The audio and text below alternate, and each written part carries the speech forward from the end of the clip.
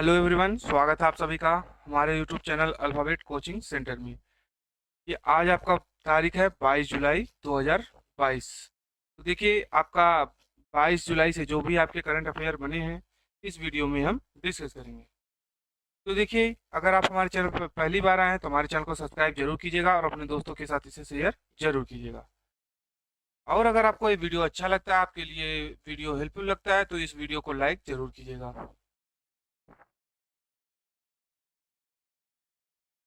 यहाँ पर आप देखिए पहला नंबर का क्वेश्चन क्या कह रहा है। पहले नंबर का क्वेश्चन है, जापान सरकार ने किस पूर्व प्रधानमंत्री को मरणोपरांत देश की सर्वोच्च अलंकरण the Collar of the Supreme Order of the Chrysanthemum से सम्मानित करने के लिए के अपने निर्णय की घोषणा की है।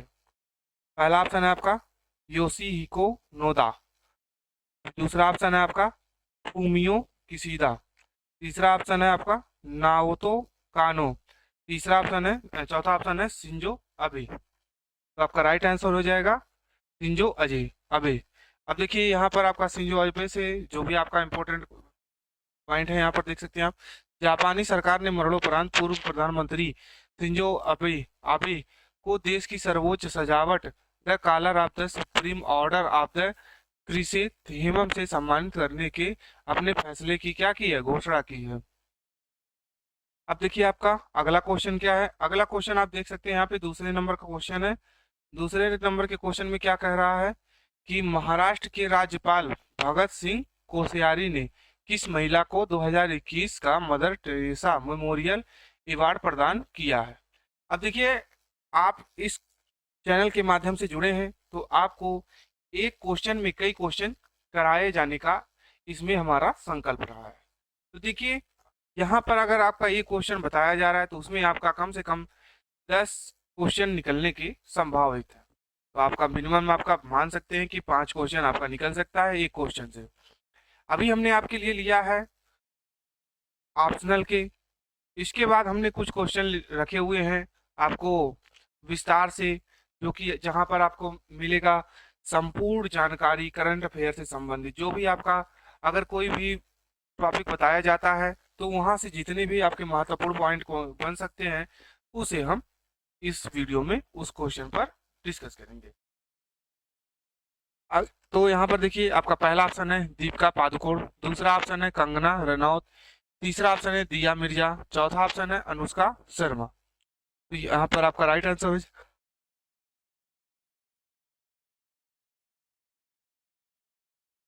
हो जाएगा दिया मिर्जा।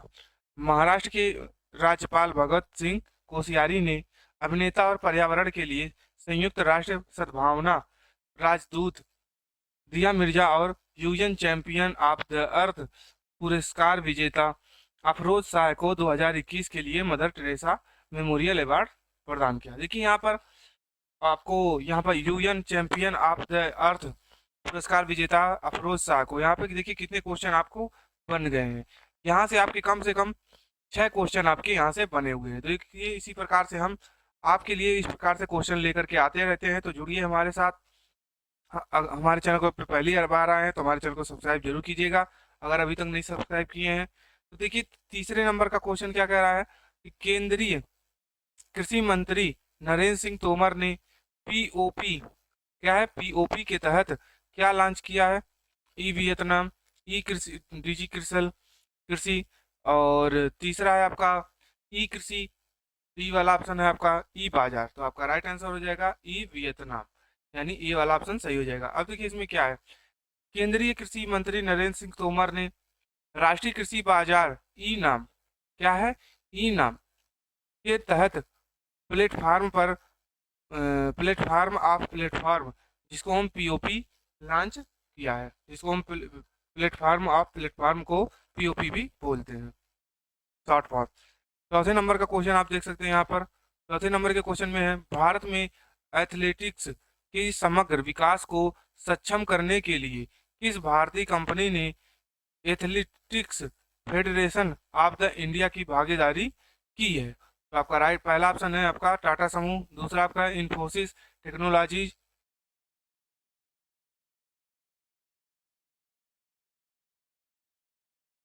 तीसरा ऑप्शन है रिलायंस इंडस्ट्रीज लिमिटेड, चौथा ऑप्शन है आपका अडानी समूह। तो आपका यहाँ पे राइट आंसर हो जाएगा Reliance industries limited. Reliance industries limited, इसको RIL भी कहते हैं, एंड और एथलेटिक्स फेडरेशन ऑफ इंडिया, इसको AFI ने भारत में एथलेटिक्स के समग्र विकास को सक्षम करने के लिए एक दीर्घकालिक साझेदारी में प्रवेश प्रवेश किया है। अब देखिए आपका 5वें नंबर का क्वेश्चन क्या है। 5वें नंबर के क्वेश्चन में देख सकते हैं आप यहाँ पर कि गूगल इंडिया ने स्टार्टअप स्कूल लॉन्च किया, जिसका उद्देश्य छोटे शहरों में इतने स्टार्टअप का मार्गदर्शन करना है। पहला ऑप्शन देखिए यहाँ पर क्या होगा, 5,000, दूसरा ऑप्शन है 20,000, तीसरा ऑप्शन है 10,000, चौथा ऑप्शन है 15,000। तो आपका राइट आंसर हो जाएगा आपका यहाँ पर 15,000। अब इसके बारे में देख लेते हैं थोड़ा बहुत। गूगल ने देश के शहरों में टीयर सेकंड और थर्ड 10,000 स्टार्टअप का मार्गदर्शन करने के लिए स्टार्टअप स्कूल शुरू करने की घोषणा की है।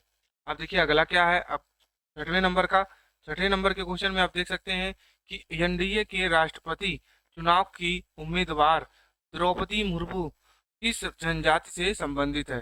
पहला ऑप्शन है सांथल, दूसरा ऑप्शन है गोंडी, तीसरा ऑप्शन है बजाज होल्डिंग, तीसरा ऑप्शन है मुंडा।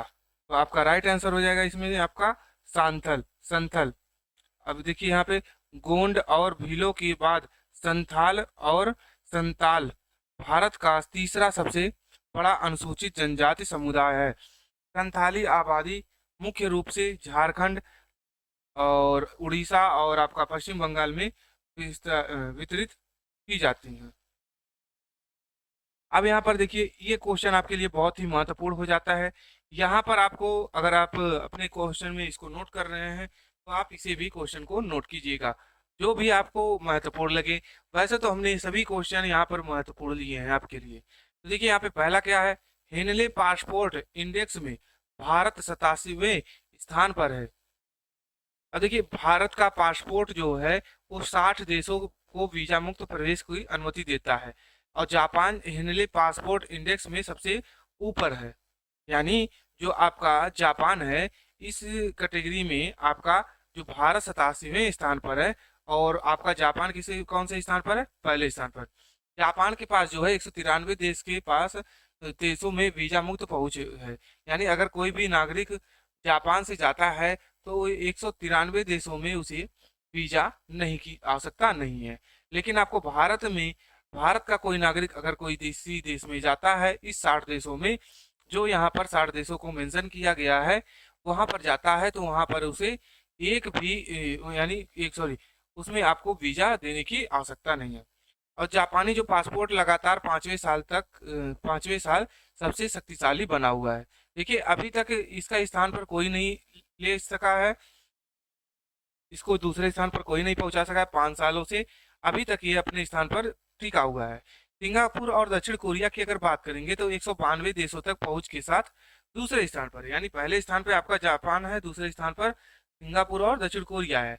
और अफगानिस्तान के पास पासपोर्ट सबसे कम उपयोगी है और केवल 27 देशों में प्रवेश की अनुमति देता है। अफगानिस्तान जो है वो 27 देशों में प्रवेश की अनुमति देता है। पिछले एक दशक के दौरान संयुक्त अरब अमीरात के रैंक में काफी सुधार हुआ है। इसकी रैंक 2012 में 64वें स्थान से सुधरकर अब 15वें स्थान पर आ गई है। भारत 2021 में Q3 और Q4 में 90वें स्थान पर आ गया है। अफ्रीका के कई देश भारतीय नागरिकों के आगमन पर वीजा सेवाएं प्रदान करते हैं। केवल 2 यूरोपीय देश ऐसी सेवाएं प्रदान करते हैं।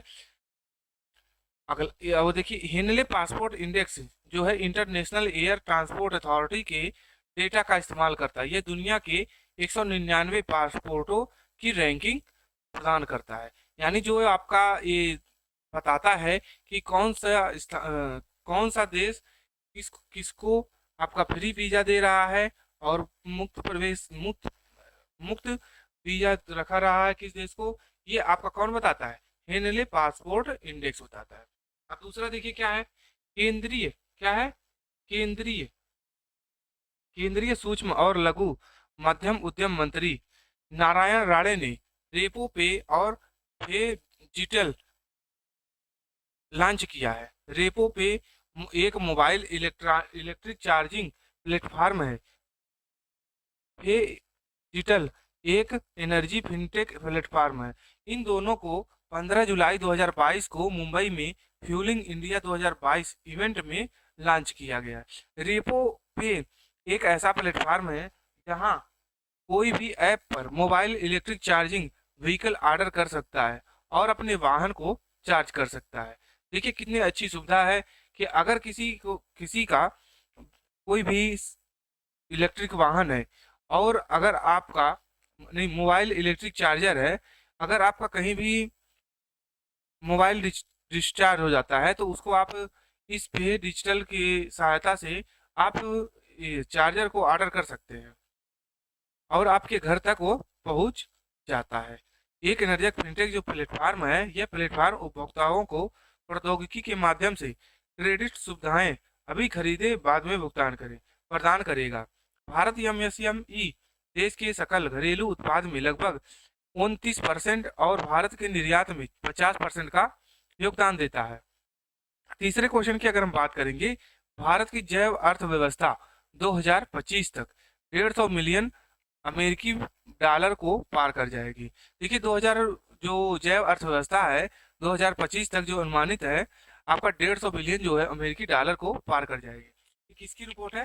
भारत भारत जैव अर्थव्यवस्था रिपोर्ट है 2022 के अनुसार। अब इसमें देखिए आपका क्या है कि India bio economy support report 2022 के अनुसार यह 2025 तक आपका 150 बिलियन अमेरिकी डॉलर और 2030 तक 300 बिलियन अमेरिकी डॉलर के निशाने को पार करने की संभावना है। अब जैव जैव प्रौद्योगिकी और जो है आपका सहायता जो परिषद है, ये इसके द्वारा एकत्र किए गए आंकड़ों के आधार पर भारत जैव अर्थव्यवस्था रिपोर्ट 2022 जारी की गई है। अब देखिए 2021 में हर दिन कम से कम 3 बायोटेक स्टार्टअप स्थापित किए गए और संसाधन और विकास पर लगभग 1 बिलियन अमेरिकी डॉलर खर्च किया गया। पिछले 10 वर्षों में बायोटेक स्टार्टअप्स की संख्या जो थी 50 से बढ़ करके कितना हो गई है 5300 हो गई है और 2025 तक यह स्टार्टअप 10,000 तक पहुंच सकती है। भारत दक्षिण एशिया में शीर्ष 3 में से एक और दुनिया में जैव प्रौद्योगिकी के लिए शीर्ष 12 गंतव्यों में से एक है। भारत में यूएसएफडीए अनुमोदित विनिर्माण संयंत्रों के द्वारा दूसरी सबसे बड़ी संख्या है।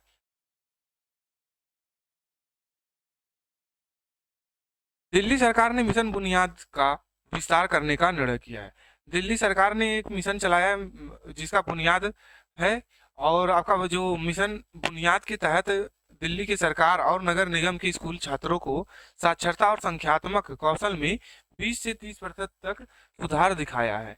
कोविड प्रेरित लॉकडाउन के कारण उभरे सीखने की खाई को पाटने के लिए गर्मी की छुट्टियों के दौरान मिशन बुनियाद शुरू किया गया था।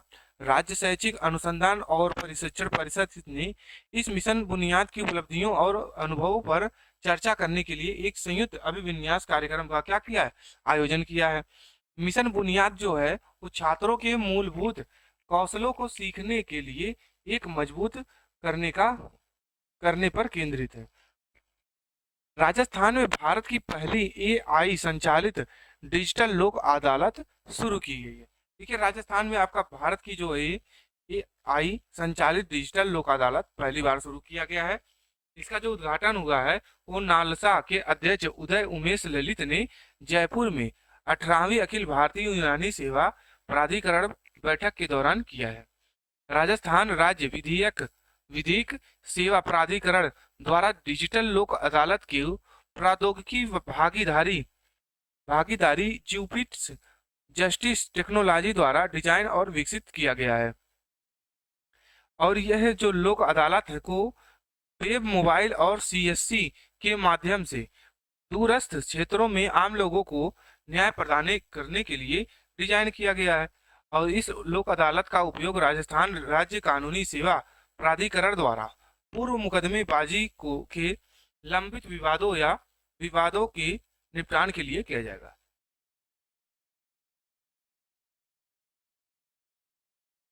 यह एंड टू एंड विवाद समाधान प्रक्रिया प्रदान करेगा, जैसे कि ई नोटिस समझौता, ई नोटिस हो गया, समझौता, समझौते के मसौदे के लिए स्मार्ट टेम्पलेट, डिजिटल सुनवाई आदि। इसी प्रकार से कुछ और भी सुविधाएं हैं।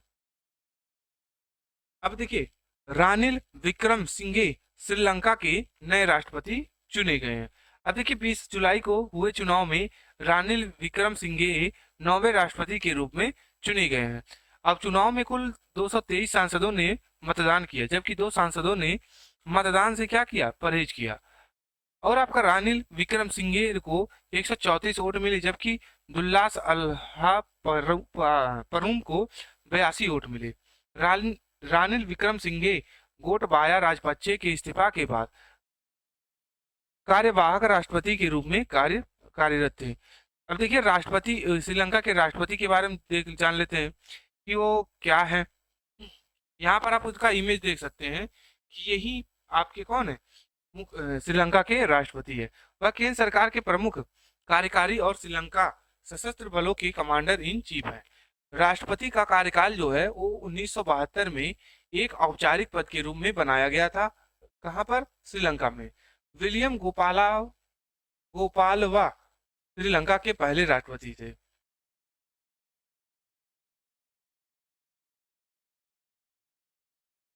अब देखिए, कैबिनेट ने न्यायिक समझौते के क्षेत्र में भारत और मालदीव के बीच एक समझौता ज्ञापन को मंजूरी दी है।